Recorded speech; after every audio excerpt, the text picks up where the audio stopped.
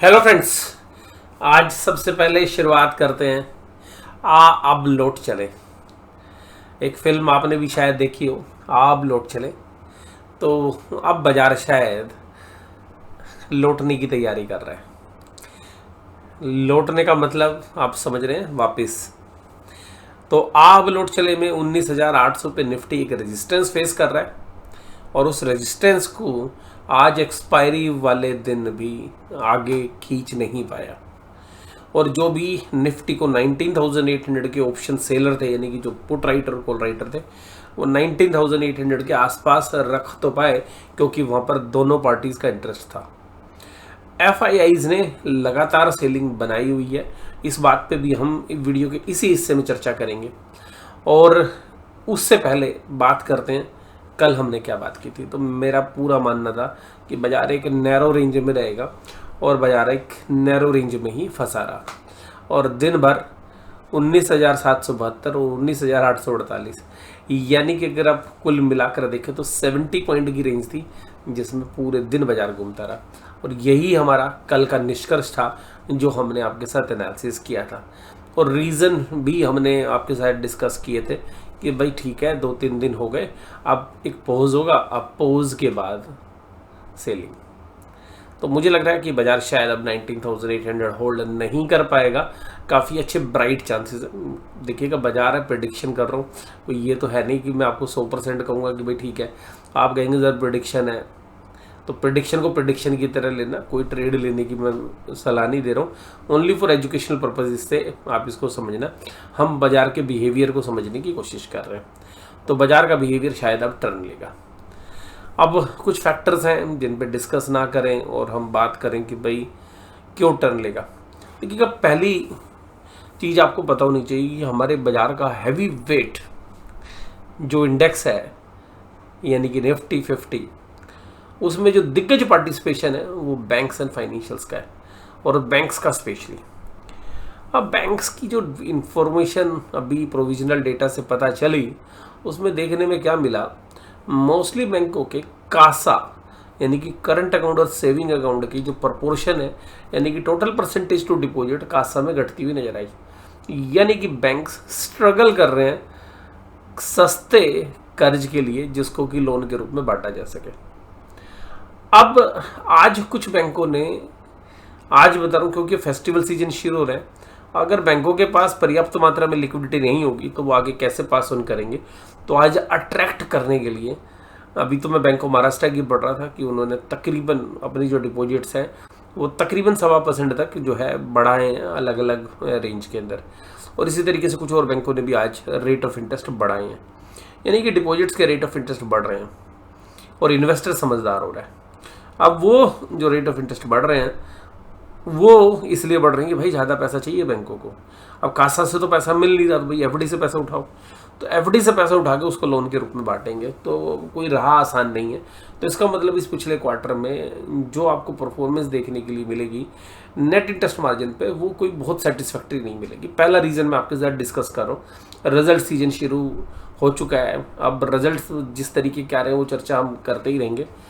तो ये पहला रीज़न आप समझ लीजिएगा। तो बैंकों पे प्रेशर आपको आता हुआ नजर आएगा। दूसरी बात है कि आज सीपीआई का डेटा आया, यानी कि इन्फ्लेशन का जो डेटा है वो आया, वो काफ़ी सॉफ्ट हो गया सितंबर का। और अगस्त का इंडस्ट्रियल प्रोडक्शन का डेटा है, उसमें अच्छी ग्रोथ हो गई। तो दोनों बड़ी पॉजिटिव चीज़ें हैं।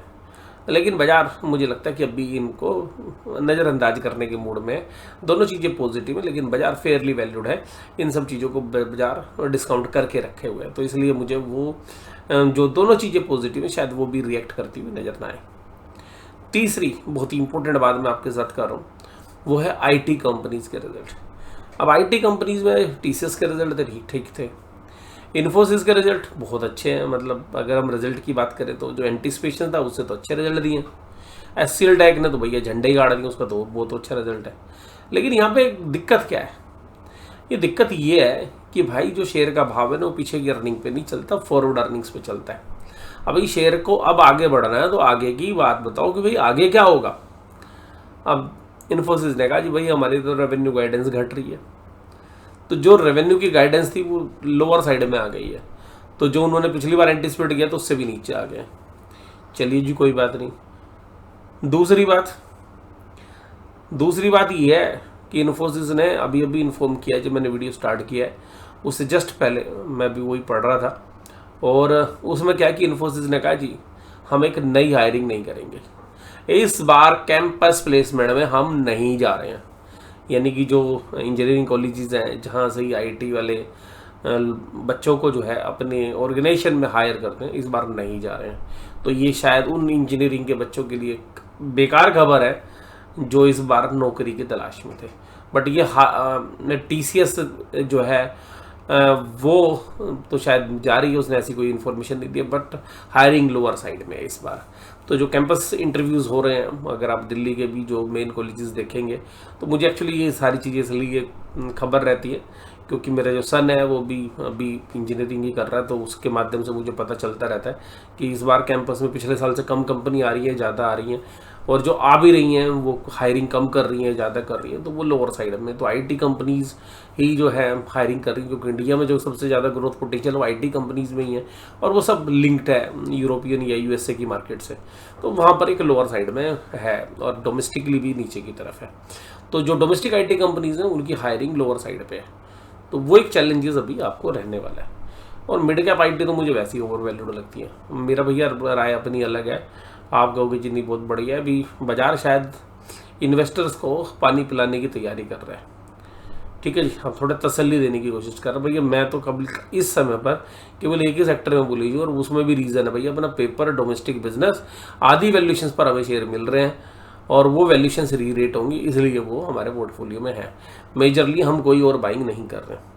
और जो पेपर स्टॉक्स हैं उसमें भी 4 पेपर स्टॉक्स आप लोग जानते हैं, रोज वीडियो में आप सुनते ही हैं। उन चारों में भी मेरा भी फेवरेट आज की डेट में आंध्रा पेपर जो है, मुझे लगता है कि वैल्यूएशन वाइज नंबर 2 पे वेस्ट कोस्ट पेपर, नंबर 3 पर जेके पेपर, और नंबर 4 पे शेषाशाही पेपर। क्योंकि शेषाशाही की टेक्निकली थोड़ा सा परफॉर्म नहीं कर पाया, बट मुझे लग रहा है कि आंध्रा पेपर यहाँ से डबल भी हो जाए आने वाले 1 साल के अंदर, और हो सकता है कि भाई साहब 4 महीने में भी हो जाए।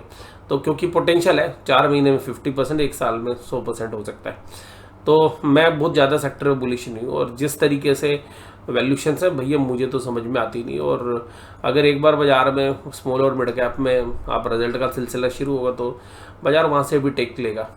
अब यहाँ पे तो आईटी में तो टेक हो गया भैया, इसके बाद इन्फोसिस की भैया बूथ उतार दिया अमेरिका वालों ने। इन्फोसिस का जो ADR है, यानी कि अमेरिकन डिपॉजिटर रिसिप्ट, मैं आम बोलचाल की भाषा में आपको कहूँ कि इन्फोसिस जो इंडिया की कंपनी है उसका शेयर जो US में लिस्टेड है वहाँ पर भैया 6% की ठुकाई हो गई है। तो इसका मतलब है कल सुबह खुलते के साथ भाई साहब इन्फोसिस में तो एक बार, आज भी हालांकि 2% कमजोरी थी, तो आगे चल के जो है चैलेंजेस आ सकते हैं। अभी आप इस वीडियो को जो है एंजॉय करिए, फिर बाकी मार्केट की वीडियो आपको दूसरे पार्ट में डिस्कस करेंगे। वीडियो देखने के लिए धन्यवाद, थैंक यू वेरी मच।